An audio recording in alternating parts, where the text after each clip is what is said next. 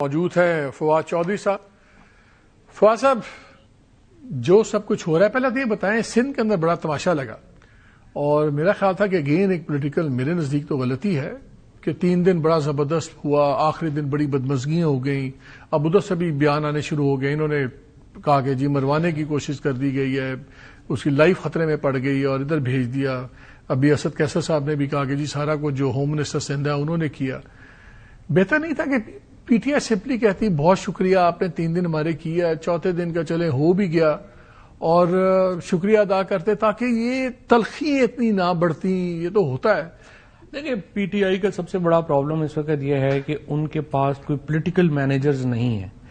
Otherwise جو آپ کی ایڈوائس ہے یہ بہت ہی سین بات تھی. And to be fair with میری 2 بہت ٹاپ کے لیڈر سے بات ہوئی اور میں نے انہیں کہا کہ آپ کو تو خط لکھنا چاہیے مراد علی شاہ صاحب کو اور ان کا شکریہ ادا کرنا چاہیے جس دباؤ کے باوجود انہوں نے آپ کو ویلکم کیا اور اس سے ایک اوپننگ ملی ہے آپ کو. پیپلز پارٹی کے ساتھ ایک اوپننگ ملی ہے، اس کو آگے بڑھائیں. بٹ ابھی سہیل افریدی صاحب نے جو وہاں پہ جو ادروائز آئی مس سے سہیل افریدی بڑی بیلنس ابھی اپروچ میں چل رہے ہیں، لیکن انہوں نے جو تقریر وہاں پہ کی زرداری صاحب وغیرہ کے خلاف ان کو نہیں کرنی چاہیے تھی. آپ کو بھی پتا ہے کہ پیپلز پارٹی یا کوئی بھی آپ کے ساتھ اتنی اچھائی کرتا ہے تو وہ کتنے پریشر لے کے کرتا ہے. تو اس کو انہیں شکریہ ادا کرنا چاہیے تھا اور پیپلز پارٹی کے ساتھ اپنا جو ریلیشن شپ ہے وہ بہتر کرنے کا ایک بڑا موقع تھا، اب بھی ہے. اور میرے خیال میں سہیل افریدی صاحب کو اسپیشلی لیڈ لینی چاہیے اور مراد علی شاہ صاحب کو فون کر کے ان کا شکریہ ادا کرنا چاہیے. ملاقات ہوئی نہ ہوئی یا خط لکھ دیں. اب تو لیٹ ہو گیا. آج شجیل ممبر نے کہا یہ تو 9 مئی کرنا چاہتے تھے، ہم نہیں کرنے دیں گے. اب ہم 8 فروری کو بھی کچھ بند نہیں ہونے دیں گے. ٹھیک ہے، وہ تو ایک ریٹرک کی بات ہے نا جو اب وہ کر ہی رہے ہیں، لیکن یہ نہ بیان آتا اگر سہیل افریدی صاحب نے اور ان لوگوں نے یہ کیا ہوتا.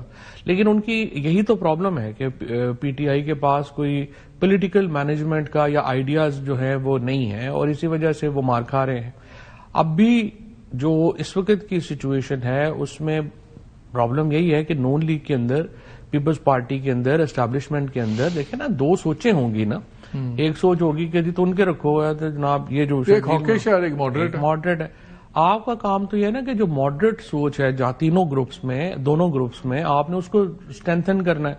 آپ خود ہی اپنی حرکتوں سے جو ہاکش ہیں ان کو روز صحیح ثابت کریں گے تو اس کا فائدہ آپ کو تو نہیں ملے گا. لیکن ایک موو تو اچھی نہیں کی. اب جب کل پارلیمنٹری پارٹی کا اجلاس ہوا پی ٹی آئی کی، اس نے کہا کہ اچھا یار الیکشن کمیشن کو آپ ریکانسٹیٹیوٹ کریں، صاف شفاف الیکشنز گارنٹی کریں، اس میں ہم بات کرتے ہیں.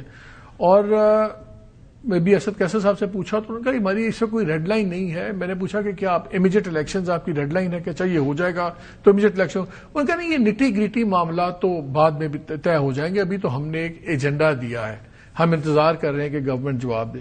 سو یہ ایک اوپننگ نہیں ہے آپ کے خیال میں؟ بس آپ بھی کہتے رہتے ہیں، دوسرے بھی کہتے رہتے ہیں کہ جی پلان نہیں ہے پی ٹی آئی کے پاس.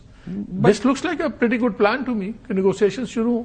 نہیں، میرے خیال میں تو دیکھیں پبلکلی تو پی ٹی آئی کو کچھ بھی ایسا نہیں کرنا چاہیے کہ الیکشنز اور وہ پچھلی جو 8 فروری کا الیکشن ہے اس کو جسٹیفائی کرے. بٹ اگین چونکہ بات سے بات نکلے گی نا، اگر بات سے بات تو نکلنی تب ہے. اینٹ پہ اینٹ لگا کے دیوار بنے گی، ایک دم تو نہیں بنے گی. نہیں، وہ بات تو بالکل صحیح ہے، لیکن وہ بات تو آپ کریں کہ خواتین پرزنرز کو ریلیز کریں. آپ یہ نہ کہیں نا آپ نے پہلے چھلانگ تھوڑی مار دی. اسی طرح سے جو تحریک تحفظ آئین نے جو بات کہی ہے وہ انہوں نے جو صحیح بات کی ہے وہ یہ کہی ہے کہ انہوں نے عمران خان کی فوری ریلیز کی شرط نہیں رکھی. کیونکہ اگر عمران خان کو ریلیز کرنا ہے تو پھر مذاکرات کیا ہونے ہیں، پھر تو گالی مک گئی نا. تو آپ نے سیڑھی رکھنی تھی. آپ نے پہلے یہ جو الیکشنز کے کو ماننا تو پی ٹی آئی کے لیے ممکن نہیں ہے. دیکھیں نا 8 فروری کے الیکشن کو وہ مان کے تو نہیں چل سکتے، لیکن 2018 کے الیکشن کو نون لیگ نے نہیں مانا تھا لیکن وہ چلتے بھی رہے نا ساتھ ساتھ.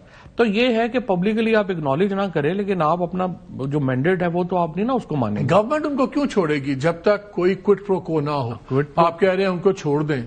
اگر بشرا بی بی یا یاسمین راشد صاحبہ باہر آتی ہیں تو پھر تو ان کو ایک سینٹرل فوکل پوائنٹ مل جاتا ہے پارٹی کے ریلی اراؤنڈ کرنے کا. وہ تو نہیں گورنمنٹ الاؤ کرے گی. نہیں، بات یہ نہیں ہے. بات یہ ہے کہ کوئٹ پرو کو تو ہوگا نا اس کا. کوئٹ پرو کو سب سے امپورٹنٹ جو اس وقت گورنمنٹ کے نزدیک ہے وہ کہتے ہیں کہ آپ اپنی سوشل میڈیا ٹیم جو فوج کے خلاف، اسٹیبلشمنٹ کے خلاف، حکومت کے خلاف مہم چلا رہے ہیں آپ اس سے ڈس ایسوسیٹ کریں.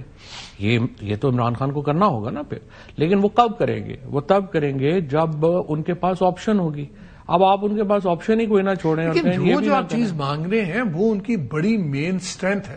جو پورے ان کو گیلونائز کرتی ہے، ان کے ٹروپس کو، ان کے لوگوں کو، وہ ان کو رکھتی ہے. اب آپ کیا بات کر رہے ہیں؟ اب آپ یہ بات وہ تو اینڈ میں ہوگی بات. نہیں اینڈ میں نہیں اس طرح نہیں ہو سکتا نا کہ آپ وہاں پہ گالیاں بھی نکالیں اور کہیں کہ میرے نال. لیکن اب یہ بھی نہیں ہو سکتا کہ جو ان کا مین پنچ آپ کہیں گے جی مین پنچ آپ پہلے ختم کریں پھر ہم آپ سے بات کریں گے، وہ بھی نہیں ہو سکتا. نہیں، یہ مین پنچ نہیں ہے. گھبراہٹ تو اسی سے ہے نا. مین پنچ تو عمران خان کی ریلیز ہے نا، وہ تو ٹھیک ہے نا، وہ نہیں ڈالا نا. مین پنچ تو عمران خان کی ریلیز ہے نا. آپ عمران، جیسے ابھی آپ نے خود بات کہی کہ آپ نے سیڑھیاں لگانی ہے اور آپ نے ادھر آگے بڑھنا ہے. دیکھیں نون لیگ میں، پیپلز پارٹی میں اس وقت ایک انٹرنل ڈیبیٹ یہ بھی جاری ہے کہ دیکھیں اگر ہم نے پولیٹیکل ٹمپریچر اتنا ہائی رہتا ہے تو اس کے نتیجے میں گورننس نہیں ہو پائے گی. اور جو معیشت ہے جس کی طرف آپ نے اپنے پروگرام میں مہینوں سے پہلے یہ بات کہی تھی کہ یہ، اور وہ جو باتیں آپ نے کی تھیں اور اس کے اوپر آپ کو کافی جو ہے آپ پہ سختیاں بھی رہیں، وہ اب ہر بندہ یہ بات کر رہا ہے. اب یہ معیشت، مجھے آپ صرف یہ بتائیں کہ اتنے ہائی ٹمپریچر میں آپ گورننس اور یہ معیشت کیسے ٹھیک کریں گے؟ آپ نے اس دن کہا کہ 6 مہینے دیے ہیں کہ 6 مہینے میں ٹھیک کر لیں.